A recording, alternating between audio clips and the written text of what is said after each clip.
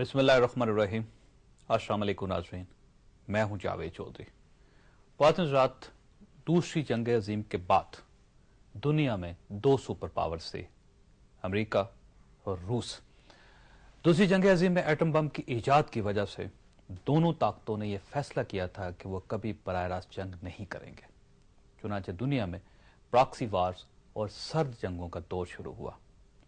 इस दौर की पहली बड़ी जंग मार्च 1965 में वियतनाम में लड़ी गई।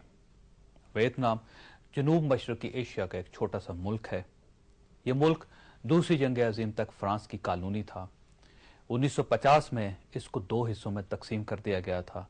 शमाली वियतनाम पर कम्युनिस्ट लीडर हो ची मिन्ह ने हुकूमत कायम कर ली थी, जबकि जनूबी वियतनाम पर बादशाह बाओ डाई की सल्तनत कायम हो गई थी। सोवियत यूनियन ने शमाली वियतनाम को सपोर्ट करना शुरू कर दिया था और जनूबी वियतनाम को अमेरिका मदद देने लगा था। अमेरिका और रूस की इस अमदाद का नतीजा जंग की सूरत में निकला और अमेरिका ने 6 मार्च 1965 को अपनी फौजें वियतनाम में उतार दी। ये जंग कितनी बड़ी थी, आप इसका अंदाजा सिर्फ इस बात से लगा लीजिए कि 1969 तक अमेरिका के 5,42,500 फौजी वियतनाम पहुंच चुके थे। दूसरी तरफ रूस ने शमाली वियतनाम को बेइंतहा असलहा और फौजी इमदाद देना शुरू कर दी थी। अमेरिका 1973 तक वियतनाम में लड़ता रहा, लेकिन वो वियतनाम पर कब्जा न कर सका। यहां तक कि 15 जनवरी 1973 को सदर रिचर्ड निक्सन ने हार मान ली और यूं अमेरिका ने वियतनाम से अपनी फौजें वापस बुलवा ली। इस जंग में नाज़रीन अमेरिका के 60,000 फौजी हलाक, 3 लाख जख्मी और 1 लाख लापता हुए। अमेरिका ने इस जंग में इबरतनाक शिकस्त खाई, जबकि रूस ये जंग जीत गया। ख्वाजात 1973 में बज़ाहिर यूं महसूस होता था कि यह जंग खत्म हो गई है, लेकिन जुल्फ़िकार अली भुट्टो का ख्याल था कि अमेरिका ने अभी अपनी शिकस्त तस्लीम नहीं की और ये उस वक्त तक चैन से नहीं बैठेगा जब तक ये रूस से वियतनाम की शिकस्त का बदला नहीं ले लेता। भुट्टो साहब का ख्याल था कि यह जंग अब अफगानिस्तान या ईरान में लड़ी जाएगी और पाकिस्तान को इसका शदीद नुकसान होगा। चुनांचे भुट्टो साहब ने हालात की नज़ाकत को समझा, वो अमेरिका से दूर हटे और उन्होंने रूस और चीन की तरफ दोस्ती का हाथ बढ़ा दिया। लेकिन नाज़रीन बदकिस्मती से भुट्टो साहब का तख्ता उलट दिया गया। फौज ने इक़्तिदार पर कब्जा कर लिया और उन्हीं दिनों, आप समझे कि इत्तफाकन उन्हीं दिनों रूसी फौजें बगराम के हवाई अड्डे पर उतरना शुरू हो गई और 21 अप्रैल 1980 को रूस ने अफगानिस्तान पर कब्जा कर लिया। अमेरिका उस वक्त का इंतजार कर रहा था। अमेरिका ने फौरन पाकिस्तान से वो काम लेने का फैसला किया जो वियतनाम की जंग के दौरान रूस ने शमाली वियतनाम से लिया था।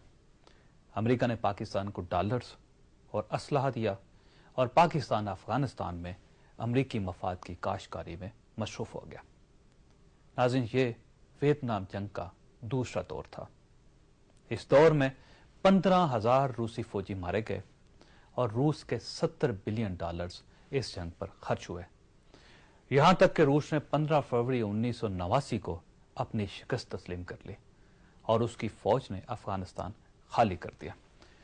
इस जंग ने रूस के असाब तोड़ दिए और 1991 में सोवियत यूनियन टूट गया। इसके बाद यूं महसूस होता था कि मारामारी का यह सिलसिला शायद अब खत्म हो जाएगा, लेकिन नाज़रीन बदकिस्मती से 9/11 का वाकया पेश आया और इस खित्ते में वियतनाम जंग का तीसरा दौर शुरू हो गया। अमेरिका एक बार फिर अफगानिस्तान में आया और रूस ने इस खित्ते को उसके लिए वियतनाम बनाना शुरू कर दिया। अमेरिका को आज इस खित्ते में 8 बरस हो चुके हैं और उसकी जंग का मैदान काबुल से लेकर अटक तक फैल चुका है। ख्वाजात, हकीकत तो यह है कि कबायली इलाकों में लड़ी जाने वाली जंग को असलहा और टेक्नोलॉजी रूस फराहम कर रहा है। रूस भारी पैमाने पर गोला बारूद ईरान से मज़ार शरीफ पहुंचाता है और वहां से यह बारूद पाकिस्तान के कबायली इलाकों तक पहुंचता है। पाकिस्तान के इलाकों से ऐसे कमांडोज भी पकड़े गए हैं जो मुसलमान नहीं हैं, जो बिल्लियों और कुत्तों का गोश्त खाते हैं और शराब पीते हैं। پاکستانی علاقوں میں برسر پیکار عسکریت پسندوں کو $200 ماہانہ تنخواہ بھی دی جاتی ہے. میں دوبارہ عرض کرتا ہوں کہ $200 ماہانہ تنخواہ دی جاتی ہے، جبکہ پاکستان کے جو فوجی وہاں پہ لڑ رہے ہیں ان کی تنخواہ $6,000 ماہانہ ہے. ناظرین، یہ ڈالرز کہاں سے آ رہے ہیں؟ اس کا جواب اسی سوال میں موجود ہے. یہاں پر میں آپ کو یہ دلچسپ بات بھی بتاتا چلوں کہ اس بار اس جنگ میں بھارت اور ایران بھی شامل ہو چکے ہیں. بھارت کی شمولیت کی وجہ پاکستان دشمنی ہے. بھارت کو 61 برس بعد پہلی مرتبہ ایسا سنہری موقع ملا ہے جب وہ پاکستان سے تاریخ کا بدلہ لے سکتا ہے. بھارت نے افغانستان میں سفارت خانے کے علاوہ 4 قونصل خانے کھول رکھے ہیں. وہ افغان فوج کو ٹریننگ بھی دے رہا ہے. وہ افغانستان میں ڈیمز اور سڑکیں بھی بنا رہا ہے، اور اس نے افغانستان کو $1 بلین اور $250 ملین کی امداد بھی دی ہے، جبکہ بھارت افغانستان کو اپنی 1.5 لاکھ فوج بھی دینے کے لیے تیار ہے. ایران امریکہ کی دشمنی میں روس کی مدد کر رہا ہے، جبکہ روس اس جنگ کو پنجاب کے میدانوں تک پھیلانا چاہتا ہے.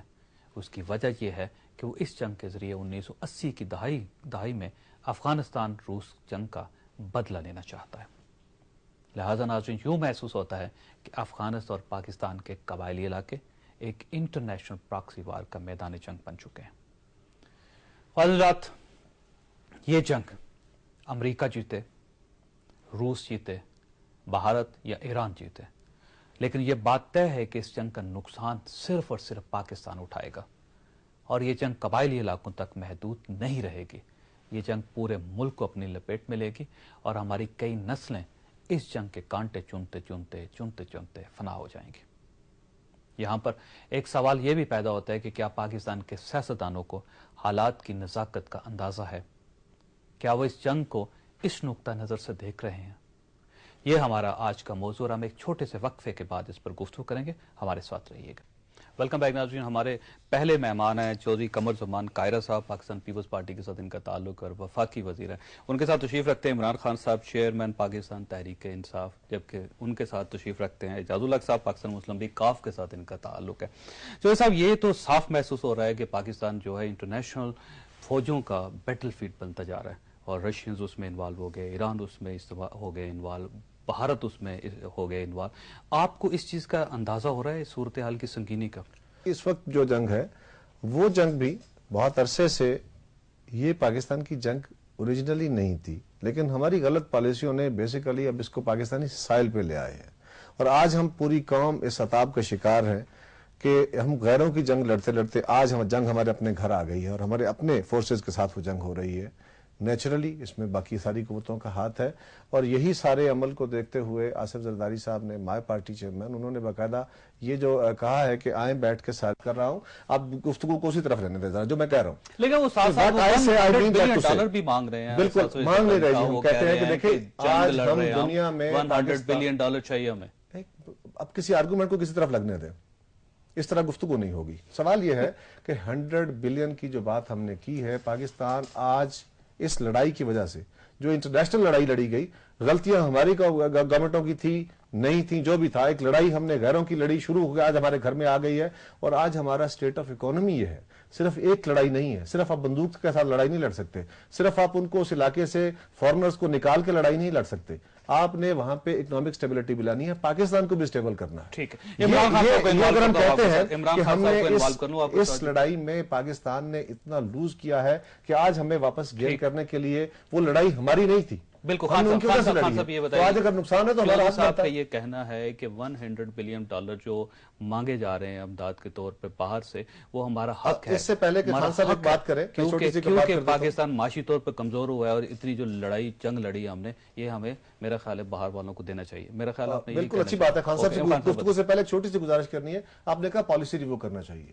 یہ پالیسی ریویو پاکستان پیپلز پارٹی نے شروع کیا ہے. ہم نے کہا ہے، اچھا اس میں بات کر لیں گے. یہ خان صاحب ذرا اس کے پوچھیں. جی خان صاحب آپ فرمائیے. دیکھیں جی، یہ تو ثابت ہو گیا نا، اس کا مطلب کہ یہ ہم نے جنگ حماقت کر کے لڑی ہے. میں پھر سے کہہ دوں، ہمارا کوئی ہاتھ 9/11 میں نہیں تھا، کوئی القاعدہ پاکستان میں نہیں تھی. ہم نے جو جنگ لڑی ہے صرف ایک ڈکٹیٹر نے اپنی کرسی بچانے کے لیے امریکہ کے سامنے جھکا ہے. لیکن افغان وار تو دیکھیں 1980 میں شروع ہوئی تھی.